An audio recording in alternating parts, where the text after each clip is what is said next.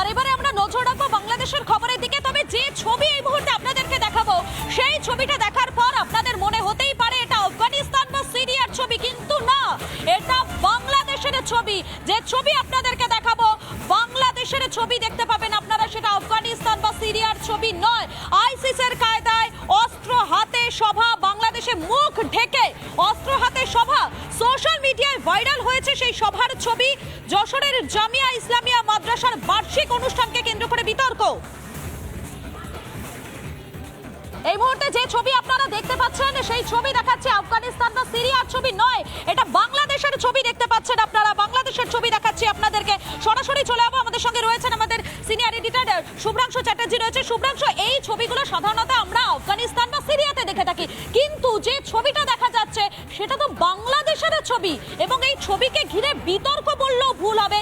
এই ছবিকে ঘিরে কিন্তু একাধিক প্রশ্ন উঠে আসছে। না, এই ছবিটা ছবিটা দেখতে পাচ্ছি মধুকল্পিতা, সেই ছবিটা হচ্ছে যশোরের ছবি। সেই যশোর আমরা খুব পরিচিত বাঙালিদের কাছে, পশ্চিমবঙ্গের কাছে, ভারতবর্ষের কাছে যশোর খুবই পরিচিত।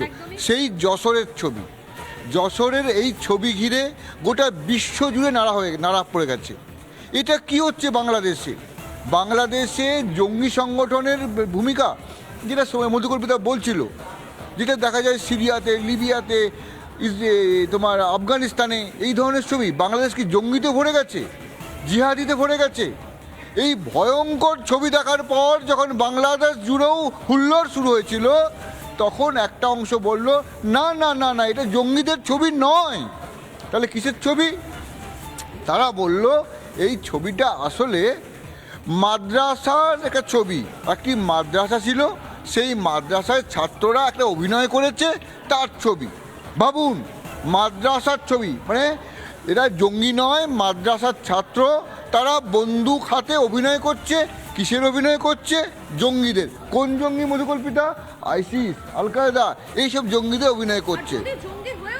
জঙ্গিদের অভিনয় হয়ে থাকে, সেটাও তো অত্যন্ত গুরুত্বপূর্ণ যে একটা মাদ্রাসাতে এই পাঠ দেওয়া হচ্ছে। সেটাই গুরুত্বপূর্ণ।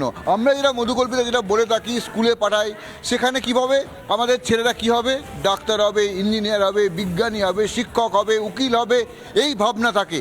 কিন্তু মাদ্রাসা, বাংলাদেশের এক মাদ্রাসা, এবং যেখানে ছাত্ররা ভাবছে, সেখানকার পড়ুয়ারা ভাবছে আমরা বড় হয়ে জঙ্গি হব। তাদের অভিনয়ের মধ্যে জঙ্গি ব্যাপারটা উঠে আসছে।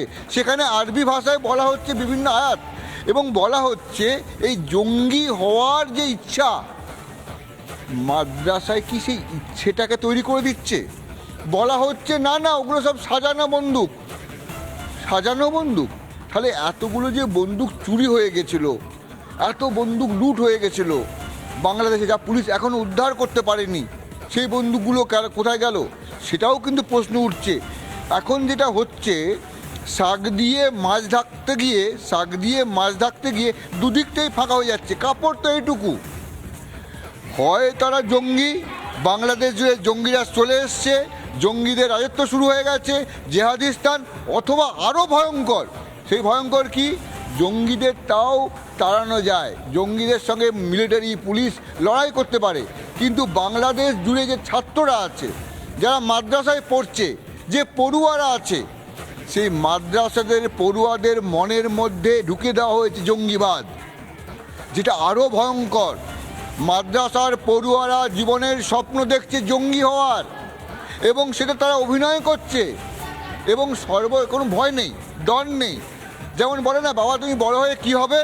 না বাবা, আমি বড় হয়ে ডাক্তার হব, বাবা ইঞ্জিনিয়ার হব। না, তুমি কি হবে? মাদ্রাসার পড়ুয়া বলছে আমি বড় হয়ে জঙ্গি হব, বড় বড় জঙ্গি হব, আমাদের হাতে বড় বড় বন্দুক থাকবে। এইরকম ভয়ঙ্কর অবস্থায় পৌঁছে গেছে বাংলাদেশের অবস্থা। বাংলাদেশের মাদ্রাসায় পড়ুয়ারা বলছে তারা বড় হয়ে জঙ্গি হবে, এবং তারা সেটা সাজছে, এবং প্রধান শিক্ষক বলছে না না, ওটা বড় কিছু নয়, ভয় কিছু নেই, আমাদের পড়ুয়ারা, মাদ্রাসার পড়ুয়ারা এটা অভিনয় করছে। মধুকল্পিতা, এটাই ভয়ঙ্কর, এটাই বাংলাদেশের অবস্থা। হয় তারা জঙ্গি, অথবা তার থেকেও ভয়ঙ্কর, পড়ুয়ারা ভাবছে, মাদ্রাসার পড়ুয়ারা ভাবছে তারা বড় হয়ে জঙ্গি হবে। গোটা বাংলাদেশের ভবিষ্যৎ কি অবস্থায় দাঁড়িয়ে তুমি বুঝতে পারছো। একেবারে সাধারণত আমরা দেখতে পাই যে কোনো স্কুল বা কলেজের কোনো অনুষ্ঠানে, সাংস্কৃতিক অনুষ্ঠানে, সেখানে কিন্তু বিভিন্ন নাটক করা হয়, সেখানে বিভিন্ন নাটক আমরা দেখতে পাই। তবে বাংলা ছবিটা দেখাচ্ছি আপনাদেরকে, এটা ভয়ঙ্কর ছবি। দেখুন একবার সেই ছবি আপনারা। নানা ধরনের কন্টেন্ট দেখার জন্য লাইক করুন, শেয়ার করুন আমাদের ফেসবুক পেজ, সাবস্ক্রাইব করুন আমাদের ইউটিউব চ্যানেল। পাশাপাশি অন্যান্য ব্রেকিং নিউজের জন্য অবশ্যই চোখ রাখুন রিপাবলিক বাংলায়।